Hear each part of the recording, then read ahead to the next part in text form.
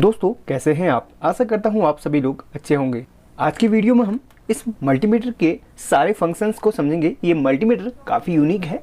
इसमें कुछ अलग से फंक्शन भी दिए गए हैं जिनका आप कभी भी इलेक्ट्रॉनिक के क्षेत्र में इस्तेमाल कर सकते हैं। ये वीडियो आपके लिए काफ़ी फ़ायदेमंद होने वाली है। वो इसलिए क्योंकि मेरे द्वारा बताई गई कोई भी जानकारी आप लोग कभी भी भूल नहीं सकते हैं अगर आप मेरी वीडियोज़ को ध्यान से देख रहे हैं तो।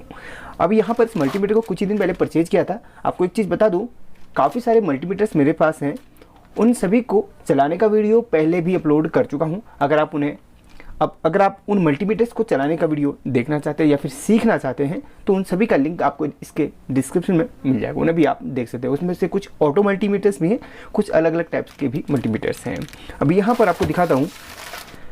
यहाँ पर ये डिजिटल मल्टीमीटर्स में लिखा हुआ है यूनिटी, इसमें स्टिकर लगा हुआ। मैं ये नहीं कहूँगा कि यूनिटी का ये ठीक है, क्योंकि यूनिटी में काफ़ी सारी क्वालिटी आती है, ओरिजिनल भी आती है, लोकल भी आती है।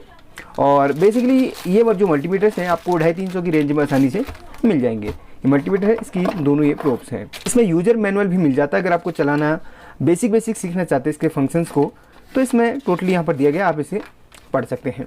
चलिए इसको रखता हूँ साइड पे। अब आज वाली वीडियो में सिर्फ हम इसके सारे फंक्शन को समझेंगे। इसमें जो फंक्शन इसमें दिए गए हैं वो कौन सा फंक्शन क्या काम करता है। अगर आप 40 कमेंट करेंगे तो इससे सभी कंपोनेंट टेस्ट करना भी आपको दिखा दूंगा। वैसे एक चीज़ बता दूँ, आप इस वीडियो में भी काफ़ी कुछ सीख जाएंगे अगर आप ध्यान से देखेंगे तो। चलिए इसको ऑफ करता हूँ और यहाँ से शुरू करता हूँ सभी फंक्शन को। सबसे पहला ऑप्शन है HFE, यानी कि ये होता क्या है। काफ़ी सारे मल्टीमीटर में आपने देखा होगा एक अलग से HFE ऑप्शन दिया रहता है। यहाँ पर HFE है ना, ये किस लिए होता है दोस्तों, ये ट्रांजिस्टर की बीटा वैल्यू को चेक करने के लिए यहाँ पर ऑप्शन दिया गया है। जब आप HFE पे रखते हैं तो उस वक्त आपने इस जगह पर ट्रांजिस्टर को अटैच करना होगा। मतलब ट्रांजिस्टर की 3 पिन आपने यहाँ पर डालनी होगी। अब आप कहेंगे इसमें 4 हैं तो 3 कैसे, आपको मैं बताना चाहूँगा। ये देखिए NPN और PNP, आपको पता होगा ट्रांजिस्टर के 2 टाइप होते हैं, एक PNP और एक NPN। जो आपका PNP ट्रांजिस्टर है उसको आप इधर पे चेक करेंगे और जो NPN है उसको आप इधर पे चेक करेंगे, इधर पे। अब इसमें 4 होल किस लिए दिए गए, तो यहाँ पर लिखा भी है देखिए EBCE, यानी कि अगर आपका जो PNP ट्रांजिस्टर है उसमें अमीटर कलेक्टर बेस इस तरीके से कलेक्टर बीच में आता है तो आप यहाँ पर चेक करेंगे। अगर इसका उस PNP में अगर बेस बीच में आता है तो यहाँ पर चेक करेंगे। समझ गए आप। तो यही इसका तरीका है। अगर आपका NPN है तो बेस बीच में आता है तो यहाँ पर, अगर कलेक्टर बीच में आ रहा है तो यहाँ पर। समझ गए, बस यही इसका तरीका है। यहाँ पर मैं सिर्फ समझा रहा हूँ और अगली वीडियो में आपको ज़रूर इसका पूरा डिटेल से समझाऊँगा। बस आप याद रखना कि आपने 40 कमेंट का जो मेरा टारगेट है वो पूरा करवाना है, साथ में आपने 800 लाइक का टारगेट पूरा करवाना है। अब देखिए ये तो मैंने आपको HFE बता दिया। अब आता है ये वाला फंक्शन, ये जो वाइट कलर का है और यहाँ पर ये DC वोल्टेज का है। ये ऑप्शन जो होता है ना DC वोल्टेज का है, याद रखें DC वोल्टेज का।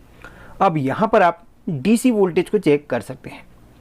अगर आप मिनिमम, अगर बहुत ही कम वोल्टेज आपने चेक करनी है तो 200 एम में, वैसे 200 एम का बहुत ही कम काम रहता है, नहीं के बराबर। तो यहाँ से स्टार्ट करते हैं 2, 20, 200 और 1000।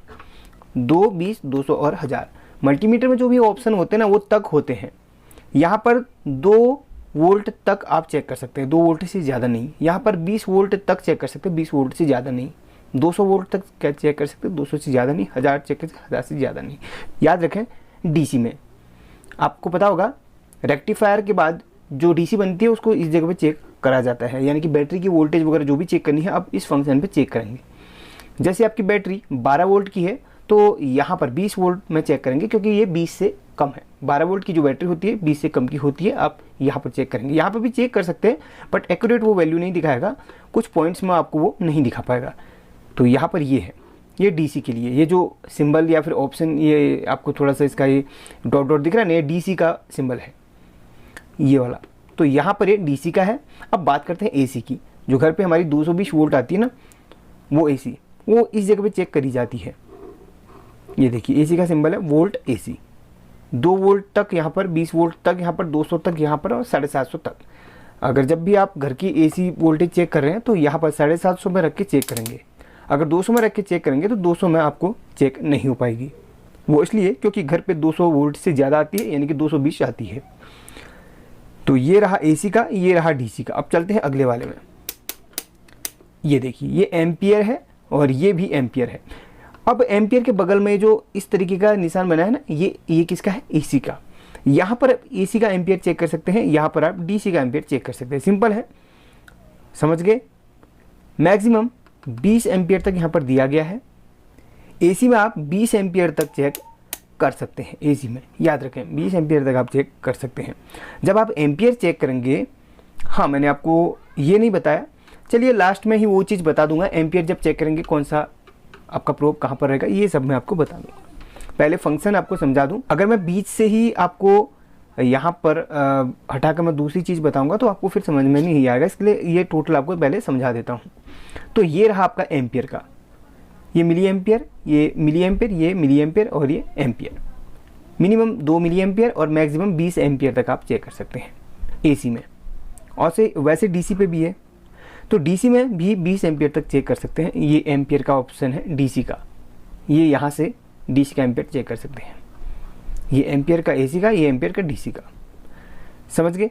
अब बात करते हैं यहाँ पर ये क्या है, यहाँ से लेके यहाँ तक क्या है। अब यहाँ पर F लिखा हुआ है, F लिखा हुआ है, ये किसका सिंबल होता है? ये फैरेड, यानी कि जो आपका कैपेसिटर वगैरह होता है ना, उसको भी आप इस मल्टीमीटर में चेक कर सकते हैं। कैपेसिटर की वैल्यू को, कैपेसिटर शॉर्ट है या नहीं उसको चेक नहीं कर सकते हैं, लेकिन कैपेसिटर में जो वैल्यू लिखी रहती है उसमें माइक्रोफेरेड पे 20 माइक्रोफेरेड, 100 माइक्रोफेरेड, तो ऐसे जो उसमें माइक्रोफेरेड लिखा होता है ना, तो उसकी जो टेस्टिंग है आप इस जगह पे कर सकते हैं। तो यहाँ पर इसमें जो मैक्सिमम दिया गया है 200 माइक्रोफेरेड, यानी कि इसकी जो वैल्यू है 200 माइक्रोफेरेड तक के कैपेसिटर आप यहाँ पर चेक कर सकते हैं, और मिनिमम यहाँ पर 20 नैनोफेरेड से कम में। अब आपको बता दूं, यहाँ पर 20 नैनोफेरेड तक आपने चेक करना है। जो आपके छोटे छोटे 104 नंबर के लाल लाल वाले होते हैं ना कैपेसिटर, वो जो कैपेसिटर होते हैं उसकी वैल्यू नैनोफेरेड पे होती है, तो उनको आप यहाँ पर चेक कर सकते हैं। यहाँ पर 20 नैनोफेरेड तक, यहाँ पर 200 नैनोफेरेड तक, यहाँ पर 2 माइक्रोफेरेड तक, 20 माइक्रोफेरेड, 200 माइक्रोफेरेड तक। समझ गए। तो ये रहा हमारा कैपेसिटर का ऑप्शन। अब ये आता है बजर का। यहाँ पर आप कंटिन्यूटी, बजर और शॉर्टिंग और ऐसी चीज़ें जिनकी वैल्यू ओम्स में चेक करी जाती हैं, वो आप यहाँ पर चेक कर सकते हैं। इसको बजर मोड भी कहा जाता है, डायोड मोड भी कहा जाता है, LED मोड भी कहा जाता है।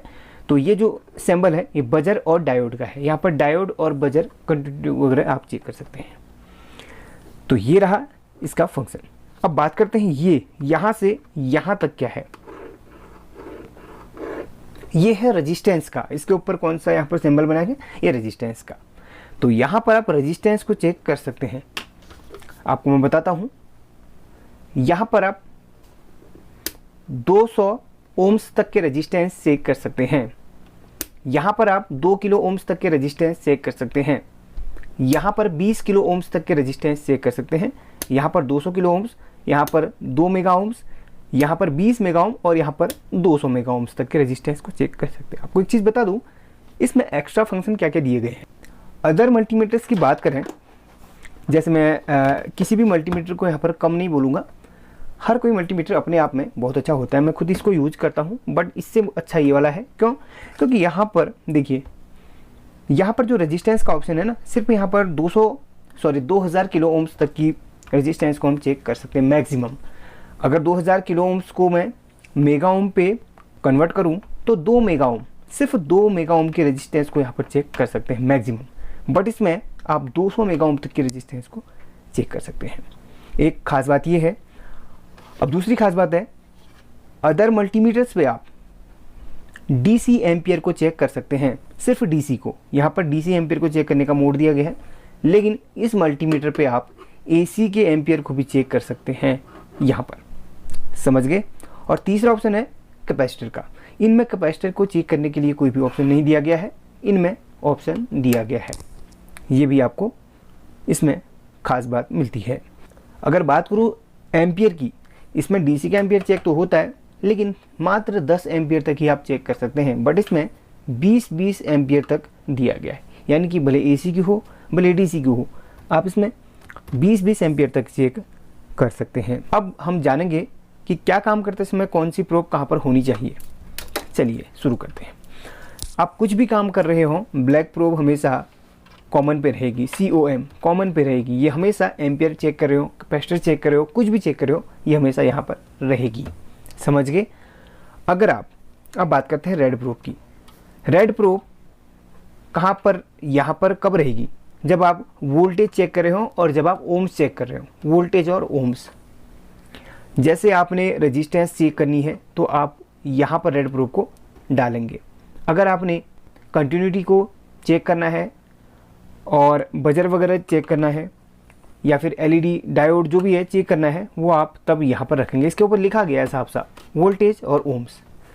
वोल्टेज यानी कि AC DC वोल्टेज को चेक करने के लिए इस वाले पॉइंट पे आप रखेंगे। बाकी ये दो किस लिए हैं? ये है आपका कैपेसिटर का। अगर आप कैपेसिटर की टेस्टिंग कर रहे हो उस वक्त आपका ये रेड प्रोब है ना, इधर पे होना चाहिए, कैपेसिटर वाले ऑप्शन पे। तो याद रखिए, कैपेसिटर जब आप चेक कर रहे हो तो उस वक्त आपने रेड वाले को इस पे रखना है, सिर्फ कैपेसिटर पे। अब बात करते हैं ये किस लिए है। ये आपका एम्पियर के लिए है। जब आप AC और DC का एम्पियर चेक कर रहे हो तब आपका रेड प्रोब यहाँ पर रहेगा। समझ गए।